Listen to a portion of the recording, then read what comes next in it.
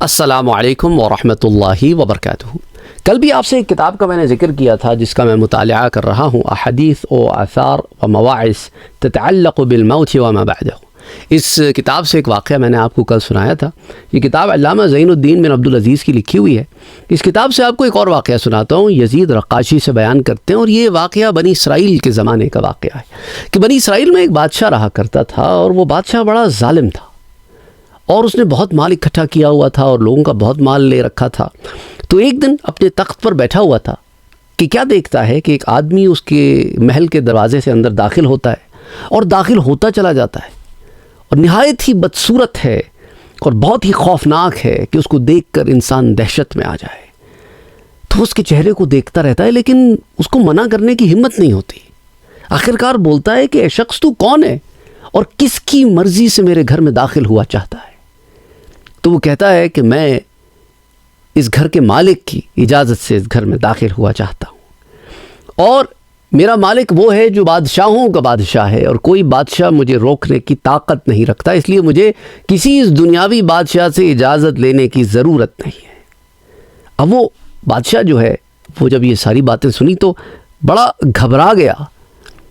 آگے سے وہ شخص کہتا ہے کہ میری پکڑ سے کوئی بچ نہیں سکتا۔ تو اب وہ بادشاہ پریشان ہو جاتا ہے، حیران ہو جاتا ہے، اور یکدم زمین پر بیٹھ جاتا ہے کہ گویا اس کی حالت خراب ہو گئی ہے، اور اس آنے والے سے کہتا ہے کہ کیا تو موت کا فرشتہ ہے؟ تیری باتوں سے تو یہی لگتا ہے۔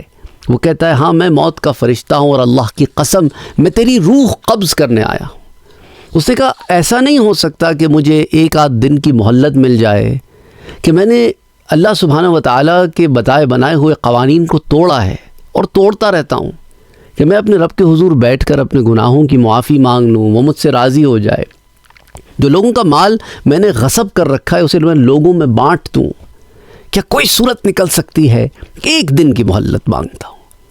تو فرشتے نے کہا تیرے ایک دن کی مہلت کے اب میرے ہاتھ میں نہیں ہے، مجھے تو بس حکم ہوا ہے کہ تیری روح قبض کر لوں، اور میں آ گیا ہوں کہ تیری روح قبض کرنی ہے، ایک دن کی مہلت دینا یہ میرے ہاتھ میں نہیں ہے۔ یہ تو آپ نے ہندوؤں کے ہاں سنا ہوگا نا، وہ کہتے ہیں کہ وہ ان کے ہاں وہ جو روح لینے آتا ہے، پتہ نہیں کیا نام ہے اس کا، ذہن سے نکل گیا، وہ انہوں نے ایسے مزاحیہ قسم کی اس پہ موویاں بنائی ہوئی ہیں۔ عیسائیوں کا بھی یہ حال ہم نے دیکھا ہے، انہوں نے اینجل آف ڈیتھ کو ایک مذاق بنایا ہوا ہے اپنی موویز میں، یعنی اتنے سیریس میٹرز کو انہوں نے کامیڈی موویز میں، اپنی موویز میں آ کے کھیل بنا لیا ہے، حالانکہ ملک الموت کا معاملہ بڑا سیریس معاملہ ہے۔ تو بہرحال ملک الموت کہتا ہے کہ دن کی مہلت دینا یا نہ دینا اختیار میں میرے نہیں ہے۔ اس نے کہا اچھا ایک لمحے کی مہلت تو دے دے۔ اس نے کہا ایک لمحے کی مہلت ہی ہے تیرے پاس، وہ بھی میں اپنی طرف سے نہیں دے رہا ہوں، اللہ نے مجھے بھیجا ہے کہ فلاں لمحے میں تیری روح قبض کرنی ہے، بس وہ ایک لمحہ ہے تیرے پاس۔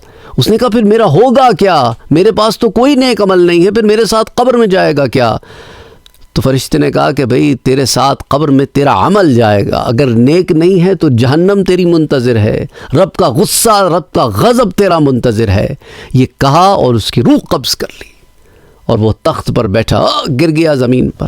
اس کو زمین پر گرا پا کر وہ عمراء اور وزراء دوڑتے چلے آئے، کوئی اسے دیکھ کے رو رہا ہے، کوئی آہیں، کوئی عجیب ماحول ہے۔ اور اگر وہ جان لیتے کہ یہ کتنا اللہ کے غضب میں گیا ہے اور یہ کتنا عذاب میں داخل ہوا ہے، تو شاید وہ اس پہ اور روتے کہ کیسا بدبخت تھا کہ اپنے رب کو راضی نہ کر سکا۔ حالانکہ اللہ نے اسے اتنی دنیا دی تھی، چاہتا تو اپنے رب کو منا لیتا، پر اس نے اپنے وقت کو ضائع کیا اور ظالم و جابر بن کے بیٹھا رہا۔ یہ ہم سب کے لیے نصیحت ہے۔ دیکھیں ایک روایت اسی کتاب میں آتی ہے کہ پیارے نبی صلی اللہ علیہ وآلہ وسلم نے ایک مرتبہ زمین میں ایک لکڑی لگائی، پھر ایک لکڑی لگائی، پھر ایک لکڑی لگائی، اور صحابہ سے پوچھا کہ جانتے ہو یہ کیا ہے؟ تو صحابہ نے کہا اللہ اور اس کا رسول ہی بہتر جانتے ہیں۔ کہا پہلی لکڑی انسان ہے، دوسری لکڑی اس کی موت ہے، اور تیسری لکڑی اس کی امید ہے۔ انسان اپنی امیدوں کے بلبوتے پہ جیتا رہتا ہے، اس کی امیدیں ختم ہی نہیں ہوتی، اور موت بیچ میں آڑے آ جاتی ہے۔